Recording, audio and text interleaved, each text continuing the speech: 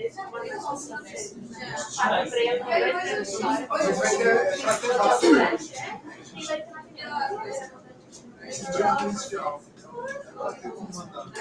acho que bom. Bom, pessoal, boa tarde. Gente, podemos começar? Bom, boa tarde. Para quem não me conhece, eu sou a Larissa, sou R1 da terapia intensiva aqui do HC.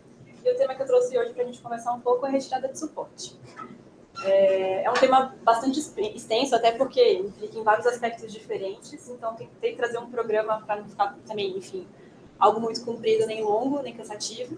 Mas a ideia é passar um pouquinho sobre a perspectiva histórica, discutir um pouco onde a gente está e qual que é a importância do tema, algumas implicações bioéticas, bem brevemente, o que a gente tem em relação à legislação no Brasil, a gente discutiu um pouco isso na semana passada, é mais uma retomada mesmo eu passando, algumas evidências que a gente tem no tema e tentei no final trazer uma parte um pouco mais prática mesmo de como proceder a retirada, enfim, uma parte prática mesmo do como fazer. Bom, falando brevemente aí sobre um rápido histórico, entre os anos 60 e 70 a gente tem uma consolidação e proliferação das terapias de suporte artificial de vida, pensando aí em vasopressores, droga vasativa, terapia dialítica. E o movimento em relação à retirada de suporte, principalmente nos Estados Unidos, que é um pouco mais maduro do que a gente tem em relação ao movimento no Brasil, é um movimento que veio muito a partir dos próprios pacientes e das famílias. Então, a demanda pela retirada do suporte, isso é uma noção que eu não tinha, até eu sentar realmente do termo, assim. É algo que veio muito mais por uma demanda judicial, inclusive, midiática, por parte dos familiares e dos pacientes. Principalmente na década de 80, 90 e anos 2000. Tem alguns casos emblemáticos americanos que ficaram, enfim, bastante famosos, bastante midiáticos, a gente vai passar um pouquinho por eles também. Em relação a resoluções e algo, enfim, mais oficial no Brasil, a gente tem a resolução 1805 do CFM em 2006, posteriormente a resolução do CREMESP em 2022, mas a gente fala um pouquinho mais sobre isso adiante também. Esse aqui é um artigo, mais uma revisão narrativa, na verdade, opinião do especialista. Vocês vão ver que a maior parte do que a gente traz de dados, assim, de artigos de evidência, acabam sendo editoriais com opinião de especialista e dados de estudos observacionais. Tem pouca evidência pensando em ensaios clínicos randomizados e algumas razões por que isso acontece, né? Mas esse é um artigo de 1988 na CHEST, que tem principalmente uma revisão narrativa, alguns aspectos históricos que eu achei interessante trazer aqui para vocês.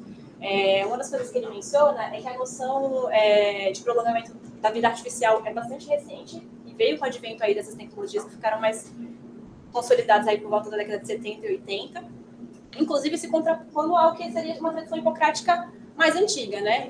Então, se a gente for olhar a tradição hipocrática descrita, assim, o que seria o papel do médico, né? O alívio do sofrimento, o tratamento de doenças, e especificamente não tratar doenças terminais, porque isso era entendido como uma espécie de charlatanismo, seria de alguma maneira antiético. Além disso, ele elabora esse conceito de um imperativo tecnológico. Então, uma vez que essas terapias foram sendo consolidadas, existe um desejo do profissional de saúde de fazer tudo para o qual ele foi treinado, não necessariamente ponderando ali qual seria o custo-benefício para o paciente, né? Ao mesmo tempo, a gente tem responsabilidades médicas que acabam sendo divididas entre múltiplas equipes diferentes. E uma coisa que esse artigo traz e que eu acho que é bem relevante para a gente é que o início da terapia intensiva como especialidade acaba trazendo também um especialista que teria que dominar a possibilidade, inclusive, de retirada de suporte, uma vez que ele teria uma visão mais geral do paciente em relação ao prognóstico também desse paciente crítico que recebe esse tipo de terapia, né?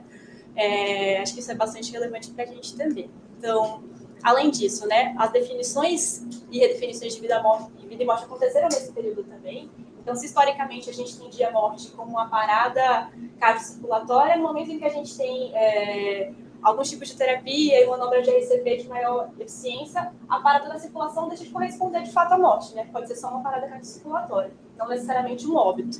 Posteriormente, com o advento de transplantes, a gente tem uma nova definição, que é uma definição de morte que está relacionada ao funcionamento do sistema nervoso central, então a gente tem morte encefálica. Então, até o conceito que parece simples assim, meio sim ou não como morte, na verdade, vem se transformando no decorrer do tempo, né? E existe um entendimento também, que eu acho que é algo mais recente, extremamente, enfim, válido e pertinente nessa discussão, é que a vida humana é menos um processo biológico do que a autoconsciência e interação social, né? Então, o entendimento de alguém como pessoa, não necessariamente o funcionamento do corpo.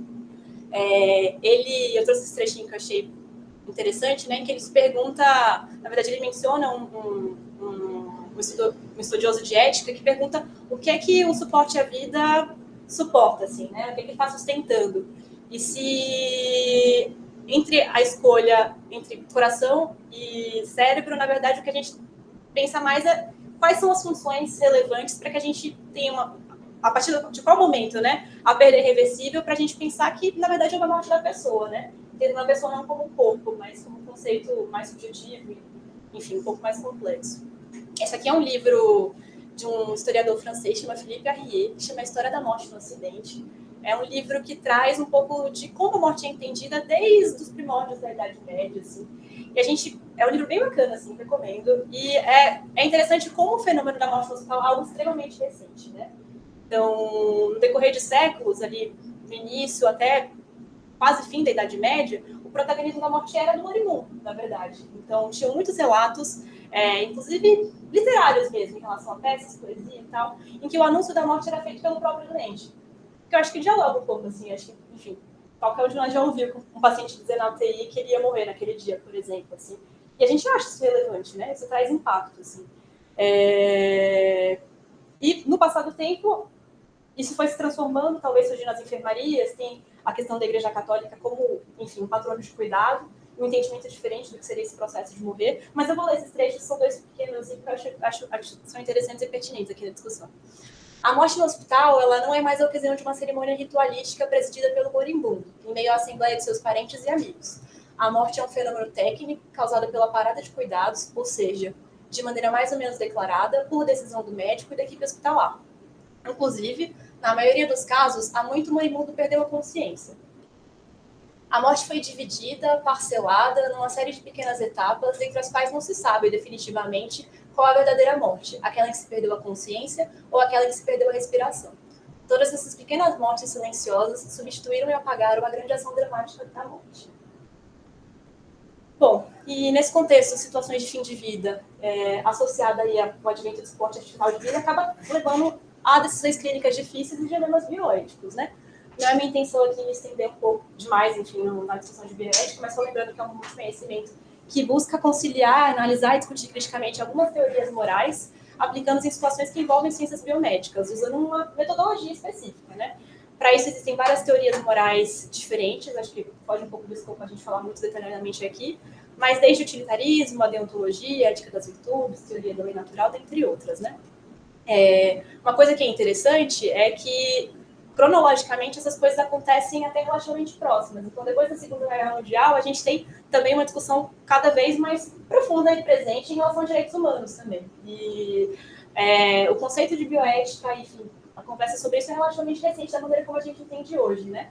Esse é um livro que foi publicado em 1978 e que consagra e amplia o uso dos princípios para sistematizar a abordagem dos dilemas bioéticos, que eu acho que é uma abordagem que a maioria de nós conhece, está habituado a ver. Não é a única maneira de analisar as questões dos dilemas bioéticos, mas é uma maneira útil que eu acho que está bastante na prática, né? Dividindo aí alguns princípios que são prima facie, ou seja, que não têm importância hierárquica entre si, que são a beneficência, a justiça, a não maleficência e a autonomia. Se a beneficência e a não maleficência, dá para dizer até a justiça, já estavam presentes desde a tradição hipocrática lá atrás, a autonomia é um conceito mais recente no sentido da gente empregar como um princípio equivalente aos demais, né?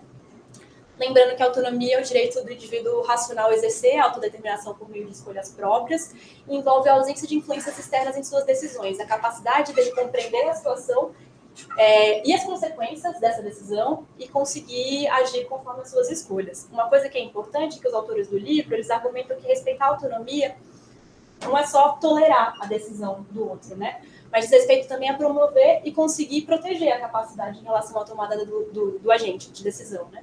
Então, é preciso informar sobre os recursos possíveis de tratamento, seus resultados prováveis, garantir que a informação seja compreendida e incentivar que participem ativamente das decisões. Então, tem ação aí, né? Mais do que só tolerância. Eu acho que é muito relevante pensar que, para isso, a gente precisa compreender prognóstico, né? Compreender e informar, inclusive diante da incerteza. Então, acho que...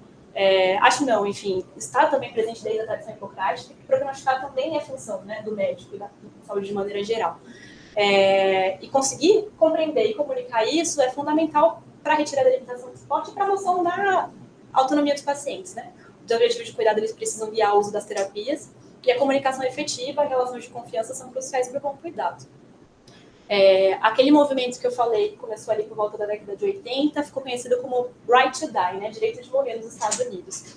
Essa é uma moça que chama Karen Phelan. Em 1975, quando ela tinha 21 anos, ela sofreu uma parada extra-hospitalar depois de uma intoxicação por álcool e metaqualona. Então, o relato é que ela vinha no uso de uma dieta restritiva, fazia mais de 2 dias que ela não ingeria nada, saiu com os amigos para um bar, fez uso de álcool e dessa substância que não é mais comercializada, mas que é uma espécie de hipnótico que acabou se tornando frequente uso por abuso mesmo na década de 70.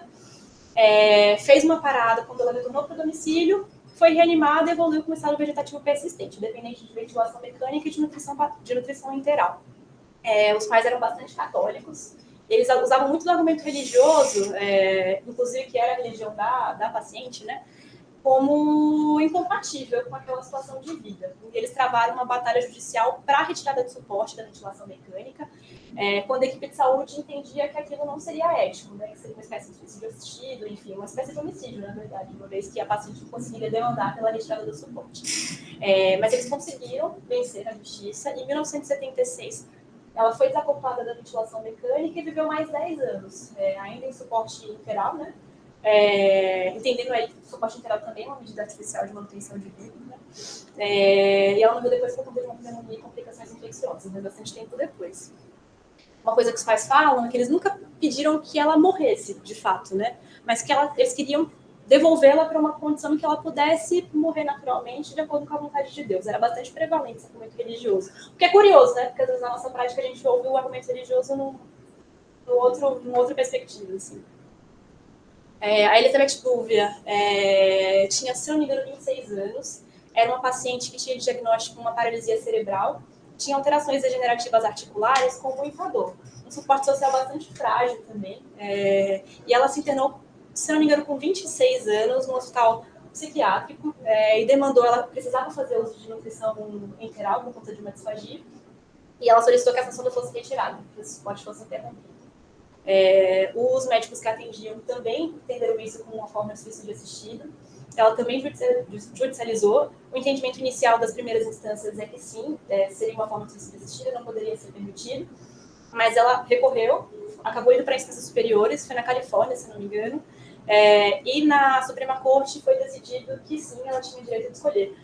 Uma vez que ela foi avaliada, enfim, foi compreendido que ela tinha autonomia e capacidade de decisão, mas ela acabou não retirando o suporte por outras questões, assim, foi um processo bastante longo, de alguns anos.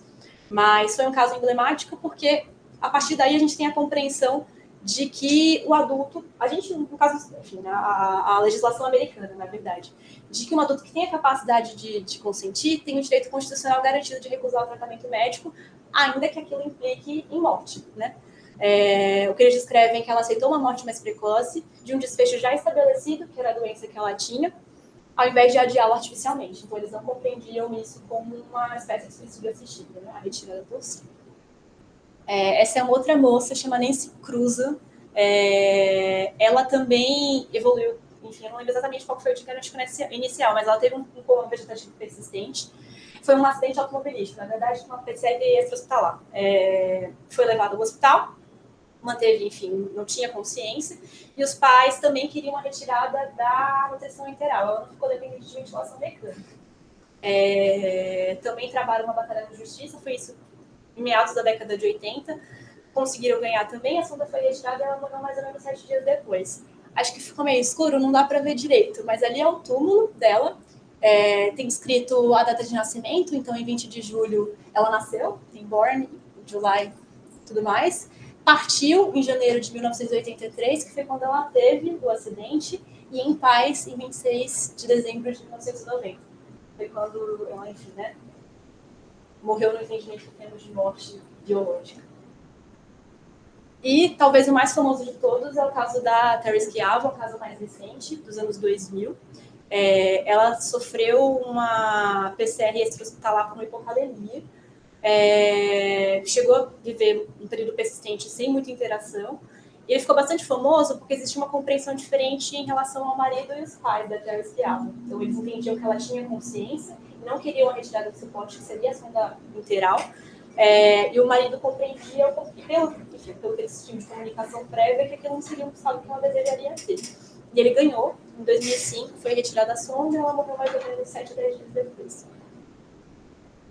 No Brasil, a gente não tem, a gente conversou um pouco sobre isso na semana passada, né? A gente não tem uma lei propriamente dita que regulamente a retirada de suporte, mas nas regulamentações do CFM e do CREMESP, o que eles colocam como respaldo constitucional é o fundamento da dignidade da pessoa humana e que ninguém será submetido a tratamento desumano ou degradante, assim, seria, enfim, em relação à tortura mesmo. Essa é a resolução 1805, que é a primeira, de novembro de 2006, enfim, trata especificamente de pacientes em fase terminal de enfermidades graves e incuráveis, considerando que, nesse caso em específico, é permitido ao médico limitar ou suspender procedimentos e tratamentos que prolonguem a vida do doente, garantindo que esse paciente seja cuidado, enfim, em relação a controle de sintomas e sofrimento posteriormente a isso. Ele descreve que é permitido ao médico limitar ou suspender os procedimentos, desde que seja respeitada a vontade do paciente e do seu representante legal, que o médico tem a obrigação de esclarecer ao doente ou ao seu representante as modalidades terapêuticas possíveis para cada situação, que precisa ser registrado em prontuário. Tá? Isso parece óbvio, assim, mas quando a gente pensa em limitação de suporte, de não instituição, frequentemente isso não é documentado, assim. Inclusive nos levantamentos epidemiológicos, nos estudos observacionais, às vezes é difícil conseguir entender quando que foi delimitado o tratamento, porque nem sempre isso está registrado, diferentemente do que acontece na retirada, que, no geral, enfim, acaba sendo um processo mais documentado.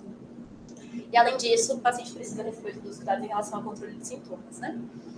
E, mais recentemente, agora em agosto de 2022, a gente tem essa resolução agora no escopo estadual, né, do CREMESP, que estabelece com mais detalhes algumas diretrizes em relação à retirada. Então, essa resolução que fala sobre tratamento fútil e tratamento potencialmente inapropriado, lembrando que um tratamento fútil seria um tratamento que é incapaz de atingir o objetivo biológico. Então, ele seria considerado, enfim, um tratamento proscrito mesmo. Então, o fútil fica reservado para esse tipo de situação. Enquanto potencialmente inapropriado, ele tem alguma chance de atingir o objetivo biológico, mas dentro dos valores do paciente aquilo pode ou não fazer sentido. Então, uma coisa que ele reforça é que no caso de potencialmente inapropriado, precisa ser sempre compartilhado com o paciente e com a família.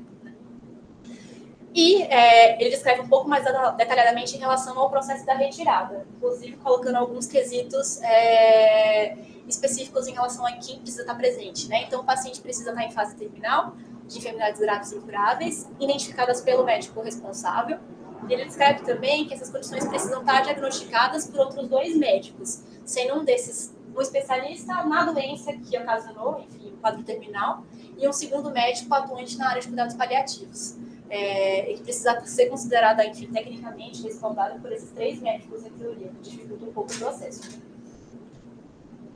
E em relação à discussão sobre limitar e retirar, né? Então, se existe diferença entre um e outro, enfim.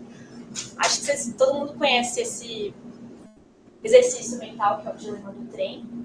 Acho que o ideal seria, na verdade, fazer aqueles quiz que são anônimos, que isso muda um pouco as respostas, assim.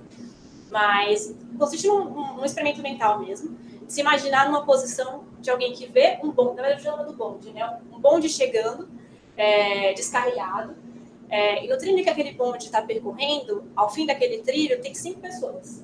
Né? Se a gente não fizer nada, vão ser atropeladas e vão morrer.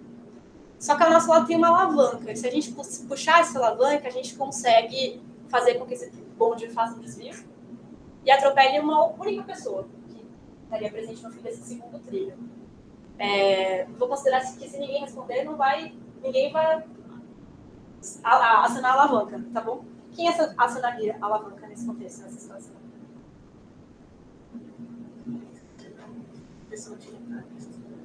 Os demais, então, não acionariam. Beleza. E aí a gente tem uma série de variações desse mesmo dilema, enfim, mas uma que é bem conhecida, que é uma modificação discreta, vamos supor que o bonde está vindo descarrilhado, tem as 5 pessoas que estão ao fim da ponte, mas dessa vez, o que a gente pode fazer? A gente pode empurrar uma única pessoa, mas a gente teria que tomar uma ação de fato, que cairia na frente e conseguiria, e a gente sabe que conseguiria frear o trem, isso a gente tem certeza. Assim. Nessa circunstância, quem conseguiria empurrar essa pessoa? De maneira pragmática, não tem diferença entre as duas circunstâncias, mas o fato é que a gente sente diferente. Né? Então, ação e omissão fazem com que a gente tenha um sentimento subjetivo distinto. Assim, e isso é relevante na nossa tomada de decisão. Esse é um texto, um comentário, na verdade, do editorial do Jean-Louis Vincent, de 2005, é isso mesmo. E acho que de todos os textos que eu vou trazer aqui, talvez esse seja o que eu mais recomendo. Assim, é bem curtinho e faz algumas reflexões que são bem interessantes. Assim. Uma coisa que ele traz é que lá em 2005, qual que era a realidade, né? Que eu acho que é uma realidade muito próxima ao que a gente vive agora. As UTIs estão cheias de pacientes recebendo terapias que são custosas e frequentemente não tem expectativa de melhoramento de benefício daquelas terapias. E uma vez que você não pode limitar, ou que você não pode retirar o suporte, você só pode limitar, isso pode gerar uma hesitação na tomada de decisão em momentos que são críticos. Então, a indicação, por exemplo, de uma ventilação mecânica na urgência, ela não teria possibilidade de posterior retirada de suportes. Isso não é permitido legalmente, inclusive. Ele defende a retirada em relação à limitação. Então, basicamente isso. Aí ele faz um diagrama meio for dummies, assim, na comparação pragmática entre uma coisa e outra. Ele descreve que isso seria um paciente em insuficiência respiratória. Num paciente que a gente não, que a gente limitou o suporte, ele não tem, a barrinha seria a respiração, né? Seria a impulsão respiratória. A tracejada é uma respiração insuficiente. Se a gente limitou, ele vai ter aquele padrão respiratório frente a uma insuficiência respiratória aguda. Se a gente retirou, o que a gente no final é exatamente a mesma coisa. O paciente, enfim, sem suporte ventilatório. Mas a possibilidade da retirada, ela permite que a gente consiga fazer um trial de UTI, né? E quando a decisão clínica para não introdução, inicialmente no pronto-socorro, por exemplo, ela pode ser feita com base no julgamento clínico e prognóstico não apurado. É um momento de urgência, né? Claro que para a gente fazer isso, é fundamental que a comunicação da proposta na introdução para uma possível retirada precisa ser feita desde o começo. Talvez seja, enfim, algo que a gente precise melhorar na comunicação com os nossos pacientes, né? Uma coisa que ele fala é que ele acredita que a gente precisa ter a consciência, até a coragem de parar um benefício que não faz mais sentido, que pode não ter nenhum benefício para o paciente, observando aí o princípio da beneficência, pode inclusive causar desconforto ou até dor, considerando o princípio da maleficência, e também considerando que pode prolongar o uso de recursos que são sim limitados, pensando aí na justiça distributiva, né? Além só da autonomia, né? Esse aqui é um artigo e uma revisão sistemática de 2015, que traz um pouco da variabilidade entre retirada e limitação de suporte no mundo inteiro. Assim. Foi conduzido, na verdade, traz dados desde a década de 90, que é mais ou menos quando as discussões ficaram mais em voga ali depois dos movimentos, são dados principalmente americanos e europeus. Né? Uma coisa que ele levanta, que não tem uma significação estatística, mas parece ter uma tendência que locais onde a retirada de suporte é menos prevalente, acaba limitando-se mais. Mas é aquele porém de que a gente tem menos registro em relação à limitação, então esse dado não é tão claro, né?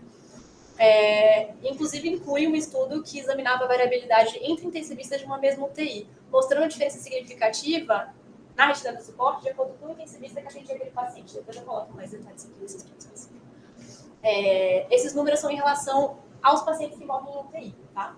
Então, na Austrália, a prevalência de suspensão ou limitação de terapia, com todos os pacientes que morreram na UTI, é de cerca de 50%. Na Ásia, 12%, na África, 43%, Oriente Médio, por volta de 3%, na Europa, 43%, na América do Sul, 8%, e na América do Norte, 50,4%. Variando bastante, inclusive, dentro de cada área geográfica, e até dentro de uma mesma UTI. Esse aqui é um estudo de 2007, em que eles avaliaram a influência do intensivista em relação à decisão de retirada de suporte. Era uma UTI americana, dentro de uma hospital-escola, que era uma UTI fechada, e que funcionava de um jeito bastante específico que permitiu a condução desse estudo. A cada 2 semanas, rodava um intensivista e um residente de terapia intensiva, um fellow, enfim, que conduziam aqueles pacientes. Depois de 2 semanas era trocado, e no total existiam 9 intensivistas que faziam esse rodízio. Os plantões eram feitos, no geral, por médicos que ficavam à distância, também intensivistas, mas que não eram uma equipe fixa, ou pelo próprio... E as intervenções poderiam ser atendidas pelo internista que ficava no hospital. Essa aqui é a curva que ele elaborou de acordo com cada intensivista. Então, cada estilo de linha, cor, enfim, tracejado, representa um médico intensivista.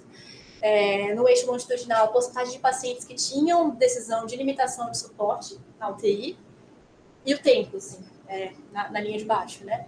Você vê que varia bastante de fato e tem relevância estatística. Quando ele foi tentar avaliar outros fatores que poderiam influenciar, elaborou um modelo estatístico, o intensivista que tinha atendido ali era aquele número 65, na verdade não, desculpa, 28,5, né? Então, era mais relevante em relação à influência para a tomada dessa decisão quem era o intensivista que estava atendendo aquele paciente, em relação a qual era o diagnóstico agudo, qual que era a fonte de admissão da UTI, por exemplo, se era o paciente do centro cirúrgico ou do pronto-socorro, qual que era o diagnóstico agudo. Outras coisas que eram relevantes, né? Mais inclusive do que o intensivista, era o número de admissões daquele dia, além de idade, enfim, e a parte história clínica. Né? Mas, enfim, com um peso relevante aí a quem era o intensivista que atendia aquele paciente. Como era em rodízio de 14 dias, se por acaso tivesse um paciente que tivesse uma estadia mais prolongada, que tivesse sido cuidado por mais de um intensivista, ele era excluído. Tá? Então, só foram considerados pacientes que foram cuidados exclusivamente por uma equipe. Essa aqui é uma revisão de 2002 do BMJ. Trouxe alguns dados que eu achei interessantes também para a gente falar aqui e pontuar. O objetivo de retirada do suporte acaba sendo remover tratamentos que não são mais desejados ou que não sejam mais indicados, nem promovem conforto para os pacientes. E uma coisa que ele pontua que eu acho que é muito relevante para a gente pensar é que é um procedimento, então precisa ser encarado como tal. Precisa de preparação e precisa de controle de qualidade, como qualquer outro tipo de procedimento. Precisa de consentimento informado, uma explicação de como ele vai ser realizado, incluindo qual que é a expectativa de sobrevida depois dessa retirada para as famílias, além de acolhimento. Inclusive, uma coisa que ele pontua é que as famílias referem muito conforto com o acolhimento religioso, que também é algo que eu vejo como deficitário, pelo menos aqui na nossa realidade, né, e vivência.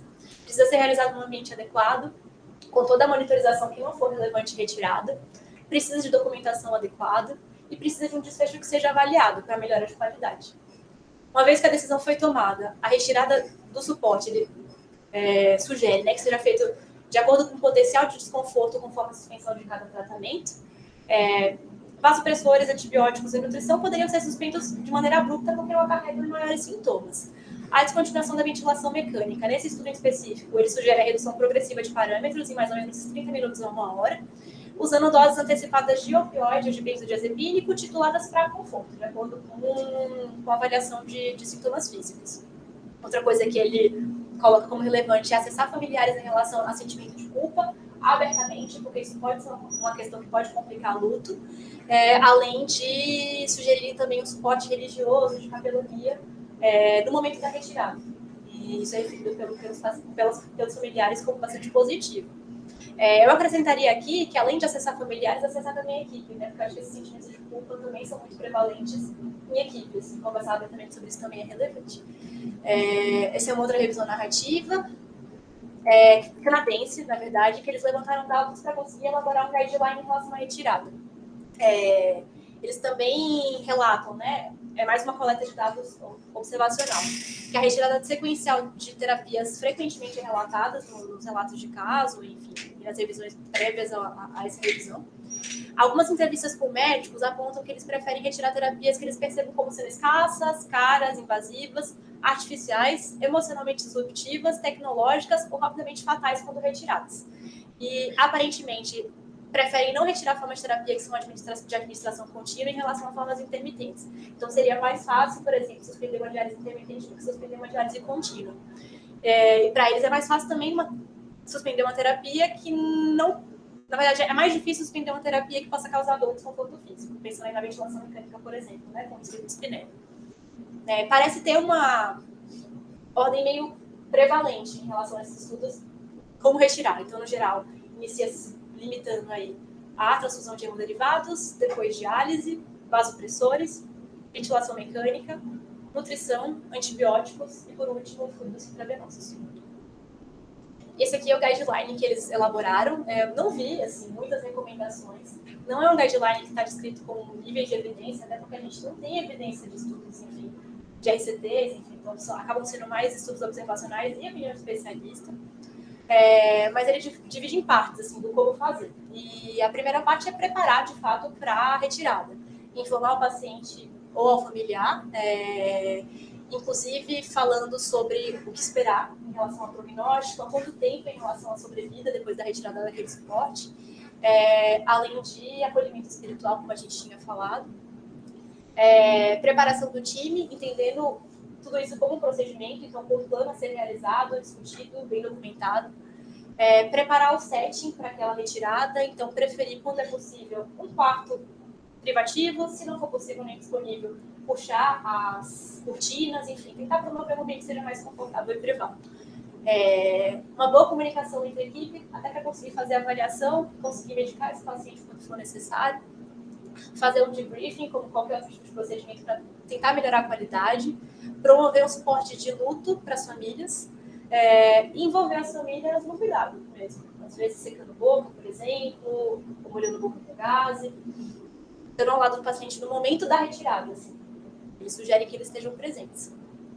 Em relação à avaliação propriamente dita do sofrimento físico no momento da retirada, em relação à dor, na verdade, em relação a tanto a dor quanto a agitação, quanto a dispneia, é difícil falar, na verdade, sobre a dispneia, porque a dispneia acaba sendo um sintoma subjetivo, então, uma presunção aí do desconforto respiratório. Delírio seriam as principais coisas para a gente ficar atento.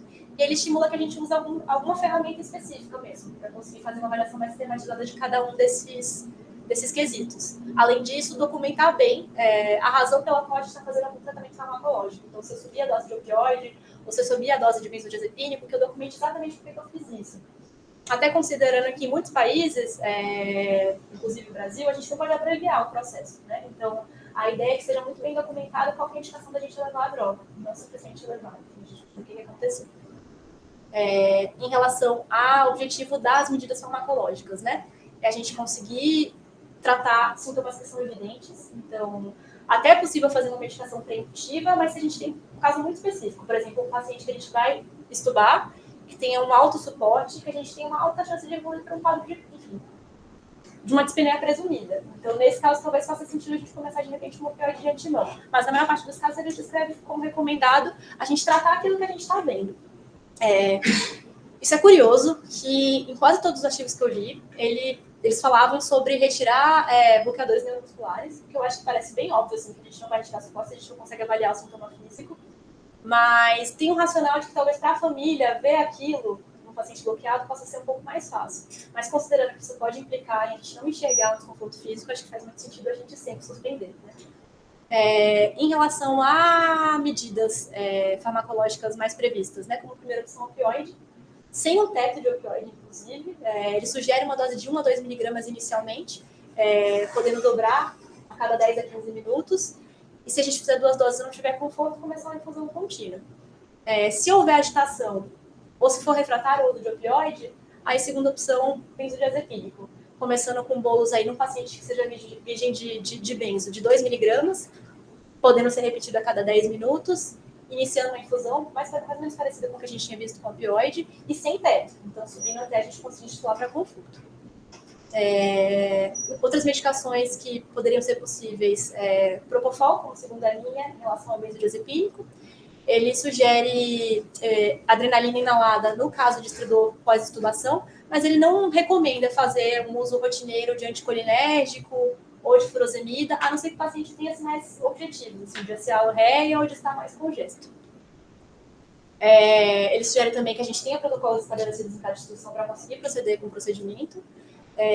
Em relação à descontinuação e ordem, ele acaba sugerindo aquilo que a gente tinha visto lá no estudo observacional anterior, então começar com aquilo que vai gerar menos desconforto, e acaba sendo por último a ventilação invasiva.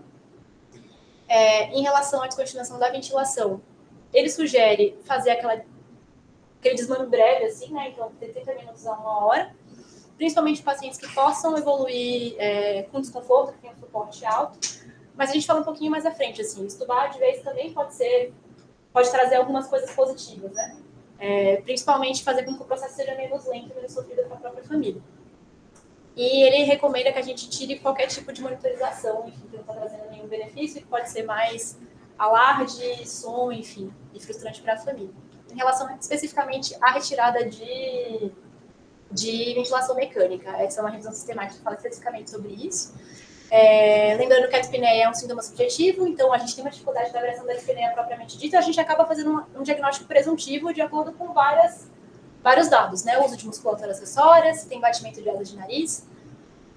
Lembrar de sempre descontinuar o bloqueio neuromuscular para a gente conseguir fazer essa avaliação.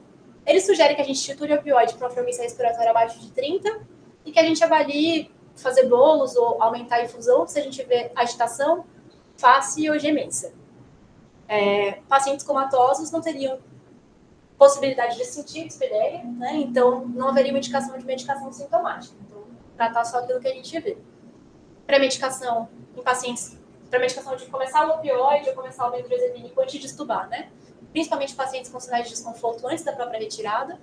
E durante a retirada, semelhante ao que a gente tinha visto anteriormente, começar com opioide, benzodiazepínico para ser estimulado conforme sintomas, a inalação de adrenalina em caso de estridor. Em relação à forma de retirada, teriam duas possíveis, aquele desmame, que seria uma redução progressiva entre 15 e 30 minutos, e ao fim disso, em parâmetros mínimos, retirar ou não retirar o tubo, tá? Não seria uma pessoa de não retirá-lo, inclusive. A extubação one step seria o cessado suporte só com a retirada, sem fazer esse desmame inicial. Não teria evidência de superioridade de um método sobre o outro, mas talvez o processo de desmame faça com que o procedimento seja mais prolongado. Isso pode gerar mais estresse e sofrimento na família e equipe. Talvez reservar o desmame para aqueles pacientes que têm um suporte um pouco mais alto, porque eu consigo ir titulando drogas, titulando medicação para conforto, enquanto eu estou desmamando o suporte progressivamente.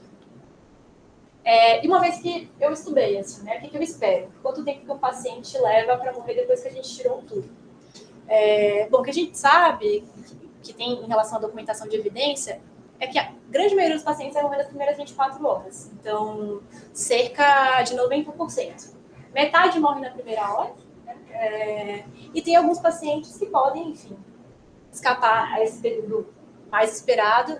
Nos estudos que eu li, estão descritos até 20 dias, mas a grande maior parte dos pacientes, enfim, talvez a depender do momento em que a gente está estudando, claro que a gente pode ter expectativas diferentes, mas nesse contexto de uma estudação dita terminal, é o que a gente espera em relação a tempo, cerca de 90% nas primeiras 24 horas. E essa é uma informação que é importante a gente falar para a família, inclusive com a possibilidade de eliminar o tempo, né?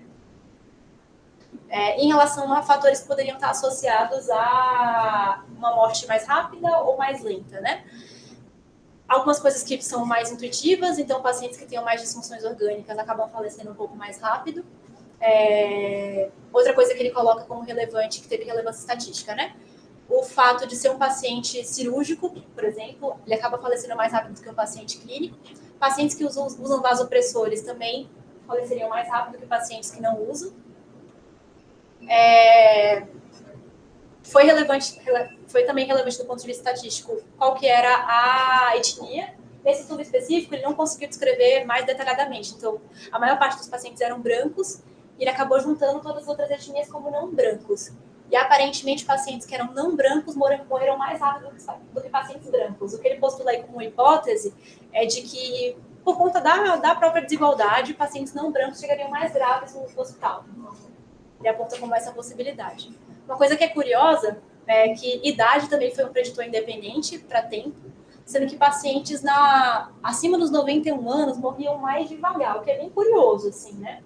Então, o que ele coloca como possibilidade é que talvez nesse perfil de paciente específico a gente consiga discutir retirada de suporte e fazer isso mais brevemente do que a gente faria no paciente mais jovem.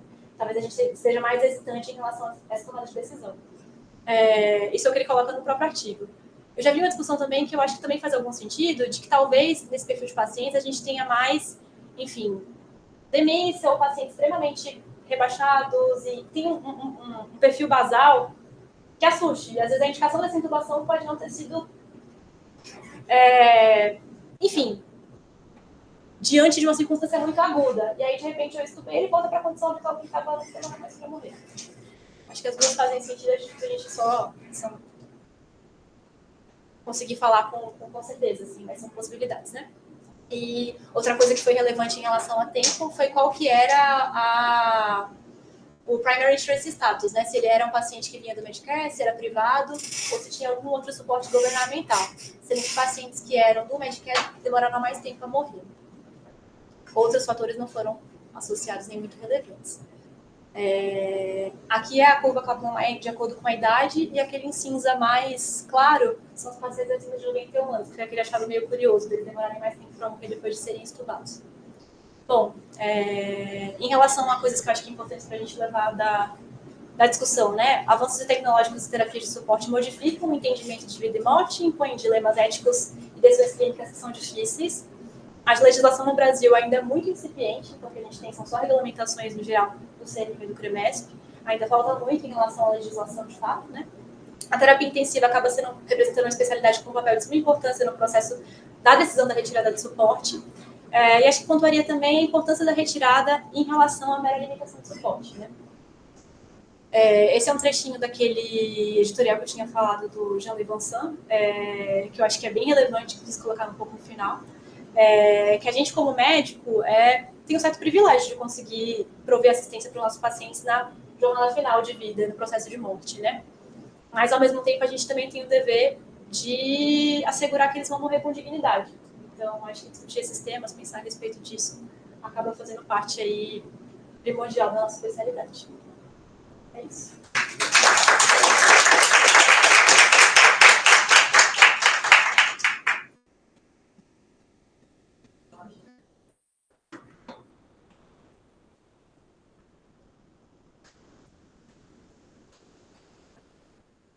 Eu acho que o Dan vai estar chegando, mas desde que eu chegar, eu vou fazer uma discussão entre a gente, tudo bem? E aí, sempre vamos ouvir perguntas. Puxa, essa história. Aulas. Bastante. O que você acha que é mais difícil de retirar suporte? Qual é o maior desafio no processo de retirada de suporte? A retirada, a decisão, a indicação? Retirada específicos? O que mais? A medicina recebe na line de retirada de droga positiva, algo mais fácil, algo mais difícil. Sei, uma sensação que é mais difícil de tirar.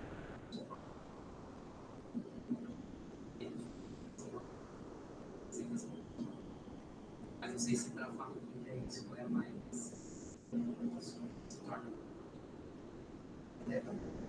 Tirar a hora, ligar na hora. Por exemplo,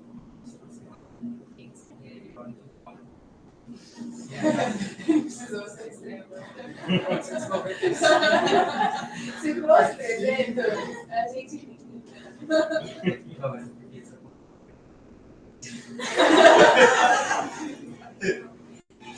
Na hora você pega e você desliga a bomba. Para mim, senti que seria mais fácil.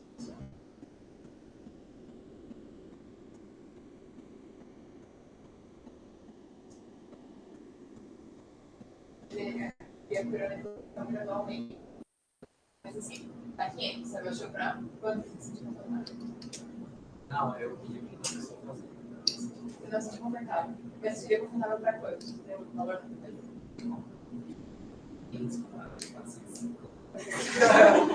Aí não tem 50, piorou a hipotensão. Você não estaria abaixando? Eu acho que eu mais alto que isso.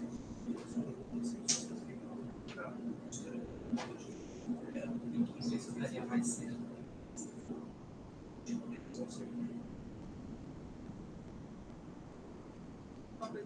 Não.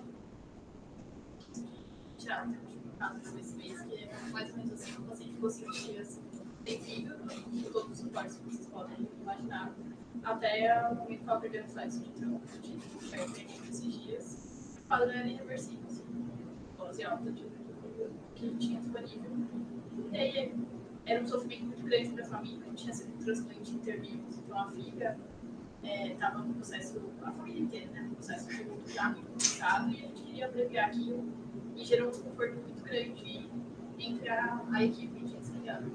E daí a gente optou por manter, mas não subir, assim, de limitar o suporte. Até que, enfim, estamos falando dos valores da família e foi desligado de uma forma meio abrupta. Mas é muito cultural, assim, a a equipe como um todo O que tirou? assim, falar não foi assim. Mas ele fala também de retirar drogas? Ou tirar as drogas agora? Não dois termos. Eu já disse algumas vezes, vamos dizer assim. Também entende, ela está morrendo. Ah, já que também entendeu, a gente pode tirar as drogas sem explicar para todos. Eu acho mais difícil botar todo mundo no mesmo lado. A gente, equipe multi, família e equipes assistentes. Todo mundo entender o mesmo processo. Porque eu acho que tem muita diferença até no que você falou. Assim, se tivesse com esse tinha 500 ml de lá, e o carro estivesse ficando preto, ele gritando de dor, você teria hesitaria em desligar na hora. Ele está urrando. Mas você vê que nitidamente está trazendo um sofrimento. Né? A gente está entubado, você é dado ali, você não está vendo ele urrando de sofrimento, talvez a gente tenha menos percepção e a gente pode estar ajudando. Mas se você tem uma percepção também de que aquele 500 ml de nada está trazendo sofrimento para ele, talvez o nosso entendimento de desligar seja mais. Antes, deixa eu tirar isso antes, porque está fazendo mal. Né? E é difícil para a gente perceber até que ponto a gente está começando a fazer mal. Quando a gente percebe, primeiro é muito difícil que todo mundo tenha a mesma percepção, porque, enfim, não necessariamente a gente está correto, né? Às vezes não vai estar. E às vezes pessoas que vêm menos vão ter percepções mais diferentes. Pessoas que conhecem o paciente de outras situações, que cuidam do ambulatório, que são familiares. Então, para mim, essa é a parte mais difícil. Assim. Não sei lá o que você acha do pessoal, sempre cai muito.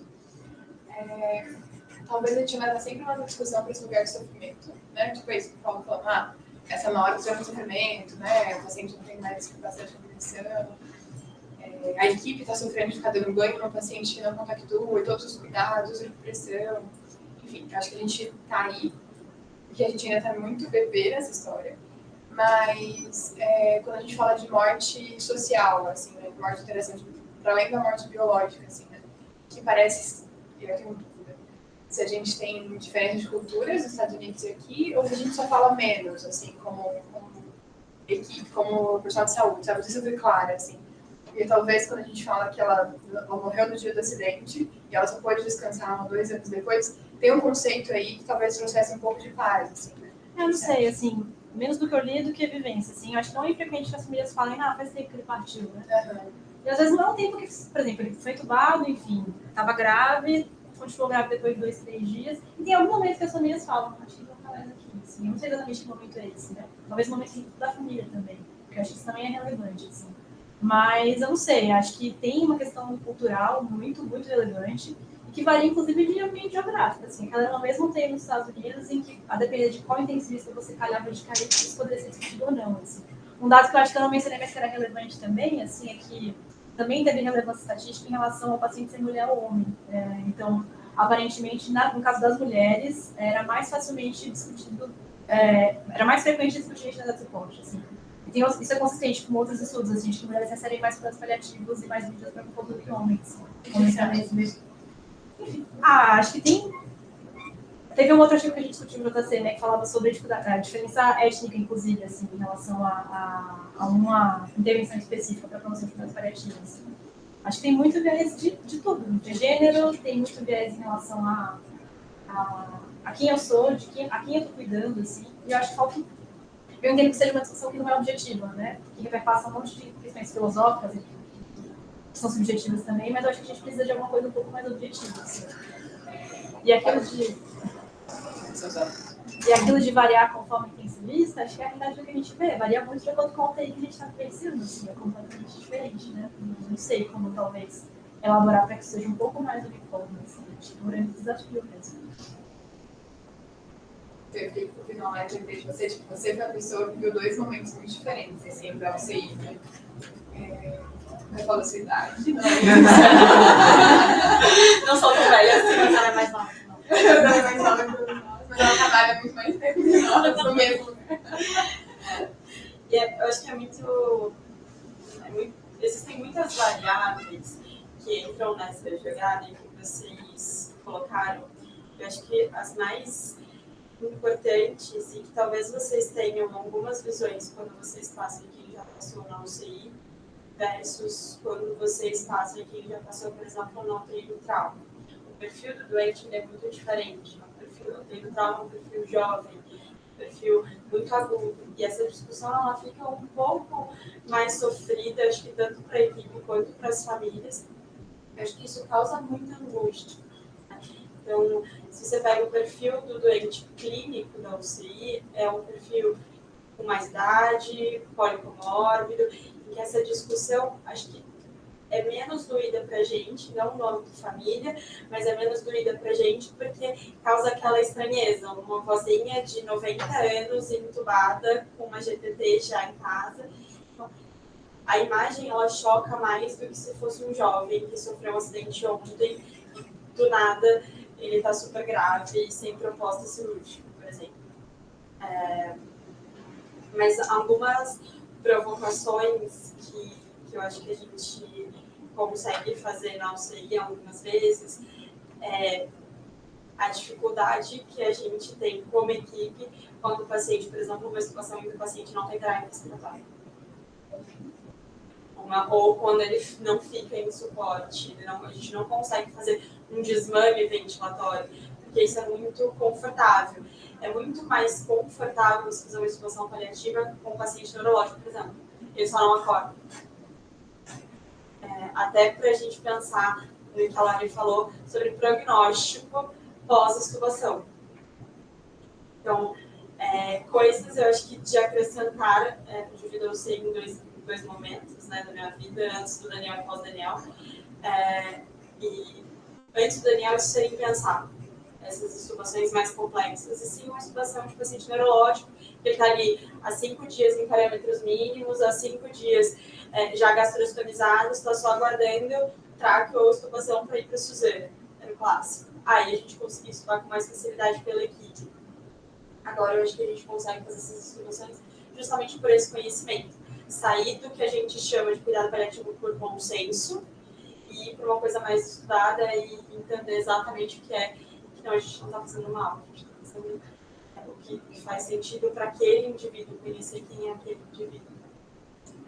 Teve um caso que marcou muita gente, foi do Ansel, que o Dani tivesse aqui com vontade, foi antes da Ana, que era uma paciente com ela, fase super avançada, em que ela só movia os olhos. E ela se comunicava com um neurológico super íntegro, e ela só piscava e mexia o olho para que sim, para que não. Ela foi entubada. E ela pediu a extubação paliativa.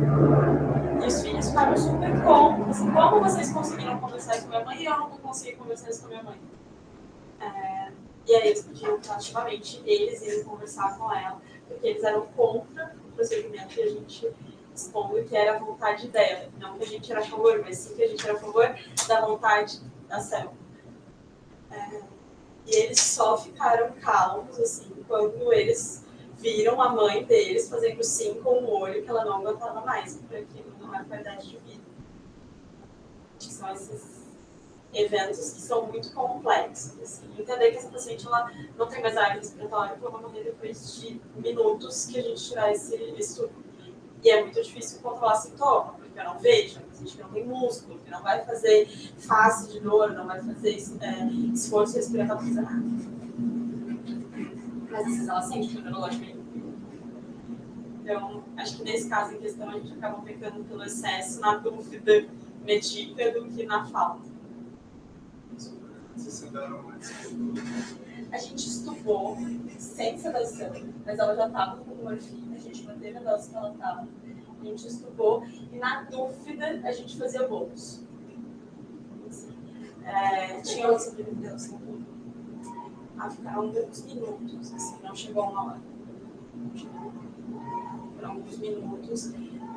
E aí a gente acabava medicando a cada 5, 10 minutos, pensando na vida, da minha vida aí, para garantir a ausência de sintomas. Mas era muito complexo. Em contrapartida, a gente teve 2 pacientes esse mês que a gente tomou paliativo e foram para perdizes, para reabilitar. E talvez a diferença da nossa intubação paliativa versus uma situação de mão única, mas faz diferente. Assim. De olhar o paciente que a gente estuba, porque o paciente que a gente estuba sabe que vai viver alguns minutos pela probabilidade, ou o paciente que talvez é só o paciente neurológico muito crônico, com parâmetros muito mínimos, e que talvez tenha algum grau de relação. A gente tem um paciente que ficou com a gente uns 45 dias agora, e que, enfim, mesma coisa, a gente estudou, ele muito sonolento, mas parâmetros mínimos, e ele foi embora acordado, assim. E foi para perdizes, mas a gente não soube o desfecho depois, né? Só uns 45 dias de descanso. Talvez o Alívio que tu falou que eu achei interessante é essa expectativa com a família, né? Porque a comunicação é diferente, porque dentro de todo mundo na mesma página, a comunicação é outra, né?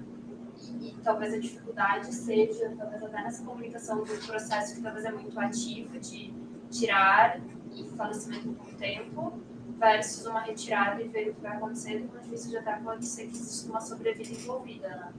Porque não é... São cenários muito diferentes, assim. Acho que até o incômodo da equipe, porque vocês muito falaram sobre equipe multi, a dificuldade às vezes de comunicação com a equipe multi. E acho que eu tenho as duas visões, assim, eu tenho uma relação muito próxima com a equipe médica, uma relação muito próxima com a equipe de enfermagem, e elas se incomodam muito. Muita gente se incomoda muito, né? Outros se incomodam muito na retirada, quando a gente pensa num prognóstico muito curto, de minutos ou horas. Eu acho que às vezes a gente peca na comunicação entre a nossa própria equipe e entender que não é aquele bolos de morfina que a gente vai dar que finaliza o processo. Então, só que quem vai de fato infundir é a técnica. E muitas vezes ela está incomodada, ela simplesmente não fala. Mas ela está incomodada de que ela acha que ela está ativamente finalizando o processo. Ninguém pergunta. Porque ninguém pergunta. Se eu fizer o bolo do cara para entrar logo em seguida, exatamente. tira da cabeça. E existe muito esse estresse delas. Assim. É um sofrimento preparar essa ampola, sabe? É um sofrimento para elas. Assim. O Gabi falou que é quem vai desligar na hora. Exato. Quem aperta o botão, assim. É quem aperta o botão. Eu acho que assim, para quem pessoalmente é mais fácil, vai ter grana, essa é uma parte da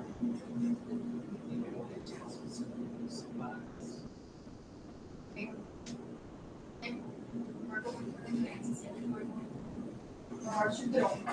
Um adolescente que não recebeu as duas cidadanias do Piquet, e como que como já no Brasil, na Inglaterra, a gente consegue fazer código partidário, então ele ainda tinha esse bloco, ele tinha fluxo. E aí, a família, esse cara, ele morava no Claro. Aí esses dois moravam nos Estados Unidos, o irmão e a sobrinha moravam aqui. E o telefone sempre foi dentro do mês, assim, completamente compatível com o valor dele, não ia ficar nada dependente, muito menos uma possibilidade de morte sem mais. E aí, por telefone, eu fico do lado. E aí, a gente organizou que a gente ia fazer a investigação na sexta-feira. E aí veio o irmão e a filha, o irmão e a sobrinha dele. E chegaram, o carro estragou, eles conseguiram chegar tipo 6h15 da tarde, nossa história de uma sexta-feira. E aí ele chega às 6h15, que é muito marcante pra mim, a fala da filha, da sobrinha. Que foi essa fala, assim, de que teve vida, que ignora a vida, teve muito orgulho, a família tem muita natureza, como processo natural, e aí eu fui falando, claro, na atividade do grupo, eu ia morrer em minutos, assim, né? Não tinha muito de cuidar. E eles muito tranquilos, eles já vieram com a roupa do cachorro, né? Dando a roupa do mar. Aí, ok, então a gente tinha conversado com a equipe, lembro, então até às 7 da noite, era tipo 15 para 7, né? E aí eu expliquei, inclusive, isso, eu falei, olha, vai trocar a equipe médica, vai trocar a equipe de enfermagem, infelizmente o carro estragou. E aí, mas a gente vai tentar continuar com o plano, assim. E foi muito marcante que eles trouxeram, que eles não tinham nenhuma religião, mas o símbolo que eles tinham era um macaquinho que o filho, quando foi do pai, um macaquinho de berço, assim, deixou com o pai. Então era a lembrança do filho do macaquinho, e o filho queria que ele morresse com o macaquinho foi do pai depois, assim. Então eles queriam que o processo de morte estivesse lá com o macaquinho. Aí foi lá, eles pediram, aí deu 7 horas, trocou o plantão. E aí tive que tirar as pessoas e chegou uma equipe que era completamente contra. Os médicos da noite não fazer sentido na cabeça deles. A fisioterapia estava muito tranquila, mas o médico não fazia, foi muito difícil. E aí ele falava, e imagina, você passou por uma equipe, eles queriam manter, então foi muito, muito difícil. E aí, para ele, aquilo era a eutanásia, ele fez uma PGS depois e tudo mais. E aí eu tive que falar com a família, assim, a gente não vai estudar, trocou equipe, mas a gente vai desse mesmo caminho, assim, sabe? Então esse é o nível de complexidade. Assim. No final, eu falei para esse assistente, falei, olha, eu vou falar com a família que a gente vai, e ele falou, não, se vocês ficarem aqui, você ficar, tipo, você escrever, eu estou lá. E não ele, tipo, meio que se ausentar da responsabilidade, ele ficava tranquilo. Então a gente estudou, ele correu. Mas tem isso, assim, tem umas coisas muito doidas, que é o que a Lari falou, tipo, trocar a equipe. E a gente não conseguiu fazer, assim. E o sofrimento, e eu lembro muito que o sofrimento era essa, assim, tipo, na hora, ele vai morrer em minutos, e foi a gente, assim, né? E aí eu lembro da gente até oferecer para a fisioterapeuta, nossa, que a gente pode, quer que você prefere que a gente tire tudo, assim, a gente puxa tudo. E ela estava muito tranquila, assim, ela entendeu. E ela não quis, assim. Mas essa é uma alternativa também, né? Quem está mais tranquilo se oferecer para fazer o ato, assim, né? Fazer assim. E quem não está tranquilo, acho que também tem essa liberdade de falar. Exato. E a Gabi falou, eu não me sinto confortável. E tudo bem não se sentir, porque de fato é algo desconfortável, assim. E tudo bem isso. Mas ter essa tranquilidade, esse conforto de entender. Você consegue ir lá, pra mim não rola. Mas eu quero contar essa história também, porque eu tô me chavetando. Porque será que a gente precisa ter o consenso de todo mundo? Que tem isso também, né? Se uma pessoa na equipe multidisciplinar estiver desconfortável, como a gente faz? A gente simplesmente não faz. Lari falou um negócio que me marcou muito na aula dela, foi maravilhoso. E ela falou que a retirada do esporte é um procedimento, tem que ter procedimento, tem que ter controle de qualidade. Eu fico me perguntando o quanto a gente tem uma diferença muito grande entre o quanto nós, médicos, enfermeiros, fisioterapeutas, técnicos de enfermagem, que muito é treinado, por exemplo, para uma SCP, o abismo que existe em relação ao treinamento para um procedimento como esse. Na própria residência, me marcou muito um dia que a gente estava conversando sobre a retirada do suporte do paciente, não teve trauma, e o clima era que não, a equipe está muito confortável com a retirada do suporte e tal. E aí eu fui conversar com a equipe, para saber a opinião deles. E a equipe estava super confortável, muito mais, inclusive, que nós. Então, eu praticamente não sei o quanto as pessoas elas são treinadas, se a gente treina pouco, se a gente treina muito, porque eu acho que a gente mesmo precisa de mais treinamento. Mas eu não sei as UTIs lá fora, as UTIs privadas, o quanto a gente muito é treinada para esse tipo de situação. Quando eu ouvi falar a primeira vez isso na graduação, eu disse, que absurdo, como assim? Aí matar a pessoa. E você vai entendendo o porquê das coisas e como acontece, e eu acho que a mudança de percepção ela passa pelo conhecimento. Então, será que a gente também não falha em espalhar a palavra, assim, de ensinar, de treinar, já que vem como um procedimento mesmo, pessoal, esse procedimento, a gente precisa entender por quê, como, onde, quando. Não sei, eu não consigo nem saber o quanto as equipes multis, em que ponto do caminho eles estão. Porque nós, eu sei que a gente está muito longe, mas eu não sei se eles estão mais longe ainda, se eles estão mais perto, se está igual a gente. Tem uma coisa que às vezes a gente vê assim, e às vezes quando parece que a equipe multi fica muito mais na beira do leito pra gente, isso não é verdade, né? Às vezes quando a gente vai trazer para eles, o processo de retirada do suporte já está muito mais elaborado para eles. É uma falha de comunicação tremenda, assim. Então, essa semana passada, a gente foi entubar um paciente que acabou falecendo no domingo. A gente entubou na quinta. E pra mim era, não, vamos lá, vamos entubar, tô querendo. E a Fê disse, olha, Ana, assim, olha o que está acontecendo, olha como é que a história é natural, acho que daqui a 5 dias a gente vai estar discutindo situação paliativa para ele, porque para onde a gente vai, assim. E aí me deu um super clique. E muito mais avançada no processo de entender a retirada do esporte do que eu mesma que não tinha conversado com a família, não tinha quase nenhum dia tido a oportunidade de examinar ele com calma. Então, às vezes, é muito mais falha de comunicação dessa história dos controles, foi conversar com a equipe multi e esclarecer que não era bem assim. Então, acho que também tem isso, assim, isso é a nossa falha de trabalhar em equipe, que a gente ainda está engatinhando nisso, eu acho. Eu acho que a gente tem que aprender muito a ouvir, assim. Daqui a 10, 15 anos, todo mundo vai ser intensivista, todo mundo vai ter uma carreira, acredito, todo mundo vai ter uma carreira legal. Não posso esquecer de ouvir, porque, assim, nessa percepção, eu estava com o Bruno Fernando até, desde a gente decidir limitar ou ter o suporte, eu percebi que a equipe toda, fisioterapia, enfermagem, eles já tinham sacado há muito mais tempo que nós. No D2 do mês, eles já estavam nesse nível e a gente demorou mais a engatar. Assim. E foi isso, quando a gente procurou ouvir a opinião deles, tudo cansado dessa coisa. E eu acho que vocês, como residentes, passam por várias unidades com pensamentos diferentes e estão maturando a cabeça de vocês para entender o que para vocês faz sentido. Então, vocês vão ter exemplos bons, exemplos ruins, para criar a personalidade médica de vocês. E eu acho que nós, quando estamos em uma única unidade, a gente entende a rotina da unidade, a gente conhece aquilo, como vai fazer, e a gente conhece o perfil. Eu não conheço exatamente o perfil de você. As meninas do trauma conhecem exatamente o perfil do trauma. Então, eu acho que é mais rápido o entendimento. E o treinamento contínuo. Então, quando eu falo assim, dá para dividir a UCI entre pré-Daniel Fortes e pós, é justamente isso, porque a gente teve o treinamento e é um treinamento contínuo. E hoje é uma tranquilidade de, tipo, putz, eu não tô totalmente de acordo com o procedimento, eu tenho a tranquilidade de chegar para a Ana ou para o Dani e falar assim, será que faz sentido? E o inverso também faz sentido. Assim, se a gente está pensando em masturbação e eu acho que não faz sentido, eu tenho a tranquilidade de falar. Então, eu acho que conforme a engrenagem ela vai entrando no eixo, por isso é tão importante a comunicação, por isso é tão importante essa linearidade. Porque, às vezes, para a galera da enfermagem, talvez para o assistente faz sentido, mas vocês ainda estão meio angustiados no meio do caminho, porque você acabou de chegar na unidade, você não conhece o doente, você está entendendo o que está acontecendo. Então, acho que é um processo de amadurecimento, sabe? E de treinamento. Conforme o tempo é mais rápido você entender, putz, e acho que não vai. Coisa que você falou, por exemplo, que ela entrou de terapia nutricional, assim, de pausar a dieta, de carga dieta, para as técnicas de enfermagem. É uma briga diária. É a bronca diária. Assim, quando vocês falaram antes qual que é a maior angústia, eu falo com certeza que na UCI é a dieta. Com certeza é a dieta.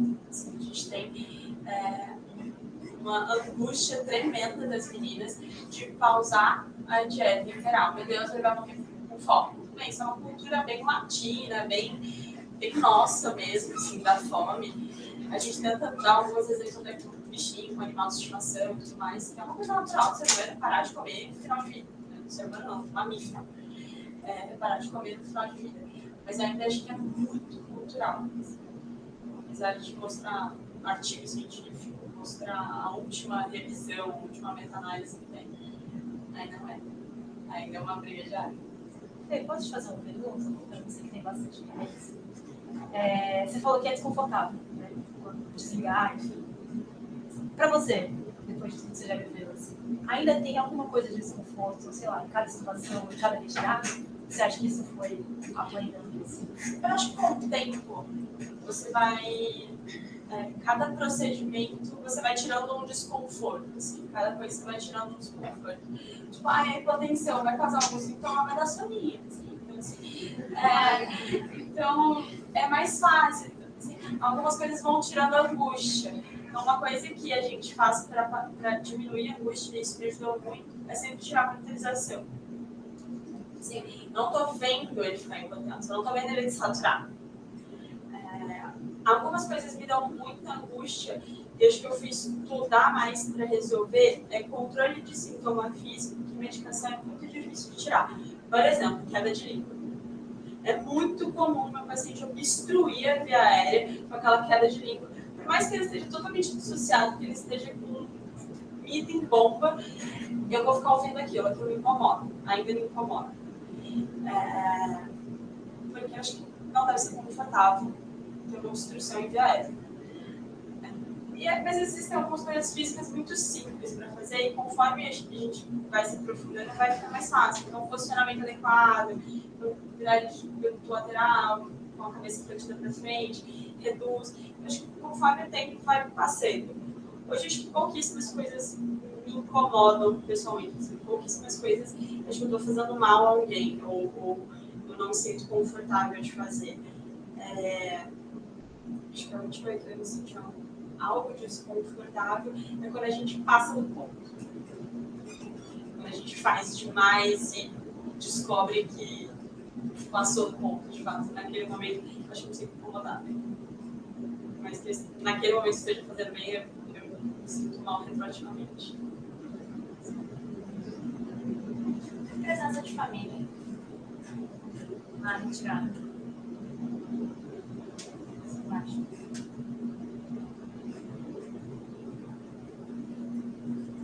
Teve duas situações em uma semana, assim, tipo assim, disse que não podia fechar o protocolo de morte disciplinar. E as duas famílias quiseram acompanhar a retirada de esporte, eram pacientes que sabiam que não faziam, assim. Eu ouvi teve algumas pessoas da enfermagem que ficaram desconfortáveis. Era a mesma equipe, então acabou caindo no mesmo plantão, uma semana de diferença quase. Bastante desconforto, assim, tipo, nossa, essa família vai estar aqui, e aí? Como é que vai ser isso? Assim? Desconforta vocês? Eu acho que eu lembro muito daquele trecho lá do historiador francês, que fala sobre como a morte mudou no decorrer do tempo, assim. Como era um privilégio presenciar a morte das pessoas, porque isso é algo interdito, assim. Eu acho que é um privilégio para mim, porque me faz me defrontar com milhões de coisas, assim. Imagina se fosse minha mãe, se fosse meu pai, assim. Claro que, enfim, a gente tem que perguntar. Eu lembro de ter perguntado para algumas famílias na residência, assim, eles terem querido participar, assim. Eu acho que faz muito sentido, porque desmistifica, né? Não sei, tem alguém ali do lado que vê que a pessoa está sendo cuidada, assim. Eu não sei, acho que faz sentido participar, pelo menos para mim. Acho que pelo menos oferecer isso é fundamental, assim. Se for possível, dentro da dinâmica da unidade, não sei se exige tanta coisa, né? O que mais me angustiava, assim, antes era ter sintomas que eu não soubesse resolver. Talvez isso, o tempo, a experiência, a informação e saber como lidar com esses sintomas minimiza, né? Então, assim, respirações desconfortáveis, cativaria podem assustar a família. Eu acho que na hora que a gente sabe cuidar disso, mas acho que até vem de antes, né? Vem de explicar o que vai acontecer daqui para frente. A mesma coisa que a gente, quando a família eventualmente quer contar com o pós-morte encefálico, por exemplo, explicar o que pode acontecer, o que a gente está fazendo, que a gente vai virar a cabeça do paciente de um lado para o outro. Então, acho que talvez isso venha antes da comunicação, assim, e todas as comunicações bem feitas que a gente faz quando a família acompanha e alguma coisa acontece e sai do script, assim, dá certo, assim, né, de modo geral. Mas eu acho que é isso, é preparar a família, principalmente, para as coisas. E acho que no preparar a família, você se prepara também. Então, entender que para a família está tudo bem, se do nada ficar roxinho e a língua cair, ficar obstruído, fazer um som super feio, assim, começar com um ruído muito alto. Se você entende que para a família está tudo bem, você se angustia menos naquele momento, que pode acontecer, e é muito fácil de acontecer, né?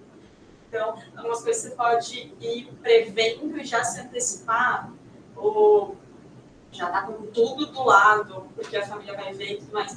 Mas eu acho que todas as experiências com famílias foram muito bem sucedidas. Assim, eu não vi nenhuma família que saiu traumatizada, eu não vi nenhuma família que saiu mais triste, sem com outro elaborado.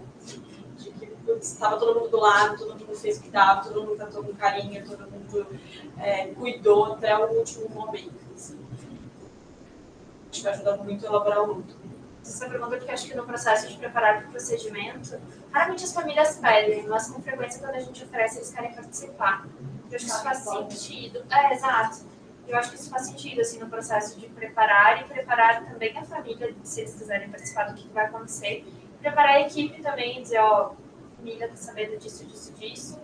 E talvez isso ajude até a gente a elaborar o plano, porque se a gente está vendo isso, a gente está mais acostumado, acho que talvez seja um pouco mais tranquilo, enfim. Se a família está do lado, a nossa angústia aumenta, acho que a gente não quer que esse momento de desconforto se transfira para a família. Então, isso talvez, para mim, ajuda a elaborar o plano com a equipe, assim. E, para mim, elaborar quais são os meus planos de manejo de sintomas, assim, acho que isso faz sentido. Isso que você falou ali, você também da própria morte desse ponto. Tem uma médica que ela escreveu uma carta para mim, e ela comentário, por exemplo, dela comparando a morte do cachorro com a morte da mãe. que a morte do cachorro... Tem muitas pessoas que falam isso, o cachorro morre com mais dignidade no país do que, né? Tem muito paciente oncológico que usa essa expressão, assim. Mas ela comparando a questão dela poder estar durante o processo de morte do cachorro. Enfim, teve um suicídio assistido do cachorro, né? E ela é médica, trabalha no hospital, minha mãe morreu no UTI, e ela não poderia estar durante o processo de morte da mãe. Assim, a diferença do processo, ela sabia que a mãe ia morrer, sabia que o cachorro ia morrer, mas estar no momento específico que ela morreu, assim, e como isso faria diferença, assim. Então, talvez é uma outra forma de a gente realmente voltar a repensar, né? Como possibilitar que as pessoas, e no Covid, boa parte do sofrimento e você vê as revistas, os jornais, a televisão, era morrer sozinho, né? E as pessoas já morrem sozinhas na UTI frequentemente, né? Mas o Covid trouxe isso à tona, assim, né? Numa escala gigantesca, eles morrem sozinhos. Isso também falou na sua aula da religião, eu tive uma experiência muito interessante que foi a família contra a morte encefálica, assim, que não é muito difícil de entender o conceito, mas que depois de muito processo, queriam pelo menos a extrema-unção. Então, antes da gente desligar, e aí a gente chamou o padre, ele fez a extrema-unção. E a família ficou junto, orou e fez a extrema-unção, e a gente continuou o protocolo de morte encefálica, assim. Também foi uma experiência muito interessante, porque a virada de chave foi a religião, assim. E você falou que é uma coisa que parece ter, né, da religião. Sim. Tem umas histórias, umas interpretações antropológicas de que o humano se torna humano a partir do momento que ele tem os ritos fúnebres, assim. E é quando ele se instala no mesmo lugar, assim. Tem a questão, enfim, quando a gente vira sedentário, né, deixa de ser nômade, tem uma defesa que acha que tem tudo e tudo mais, mas talvez seja quando a gente reconhece os nossos mortos e a gente precisa estar perto de cemitérios, por exemplo. Assim. Eu acho que como isso é grande, assim, né? É uma coisa de séculos e é muito recente que isso seja tão interdito. E assim, elefantes também tem isso, assim, elefantes macacos. De morrer um elefante, fazer um ritual de 2 horas da manada de elefantes para depois eles conseguirem seguir, assim, né? Uma coisa, talvez vá além de humana, assim. Sim.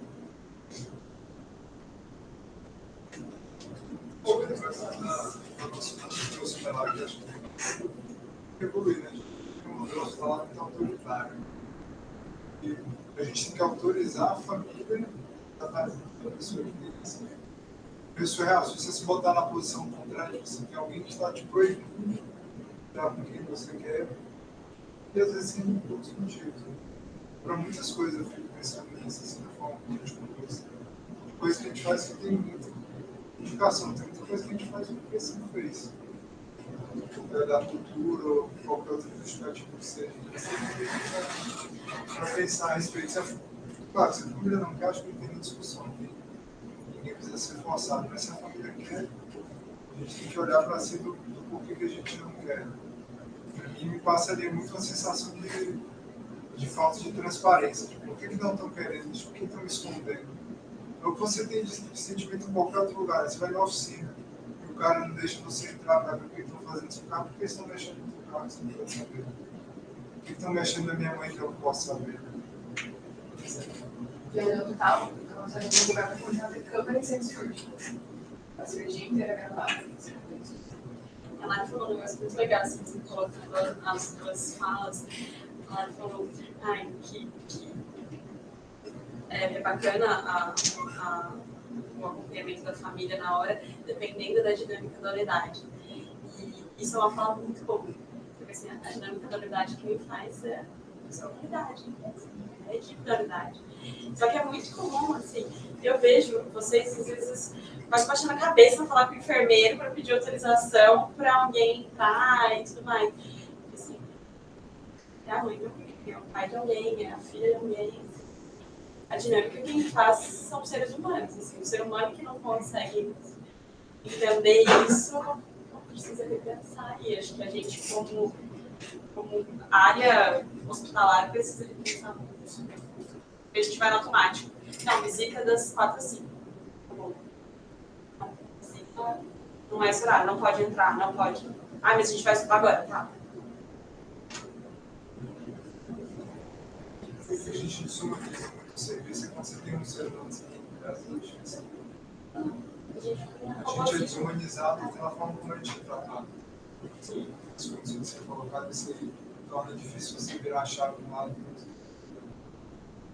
Na verdade, a gente não recuperou ainda tudo que a gente perdeu de família dentro das unidades depois do Covid, assim, uma coisa meio parada, assim, cumpriu ainda a regra do Covid quando a gente faz a máscara. Quem oferece acompanhante para o paciente? E é direito de lei.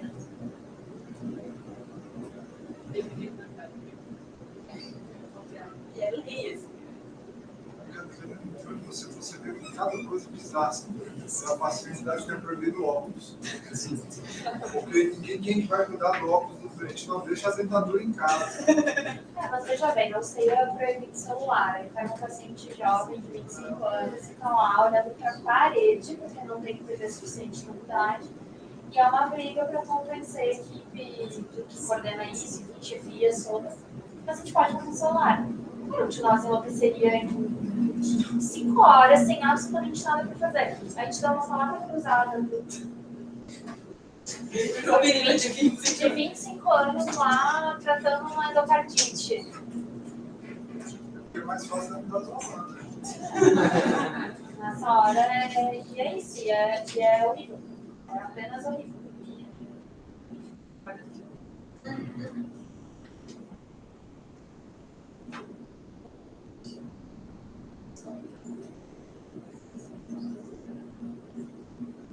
Muito obrigada pela oportunidade. Vamos escolher esse tema. Acho que é algo que a gente vai ter que revisitar também. Quer falar mais alguma coisa?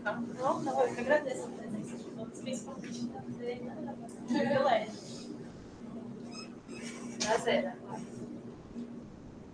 Boa almoço.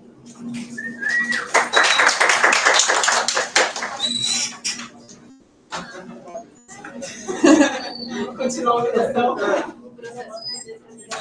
Processo de personalização completa, igual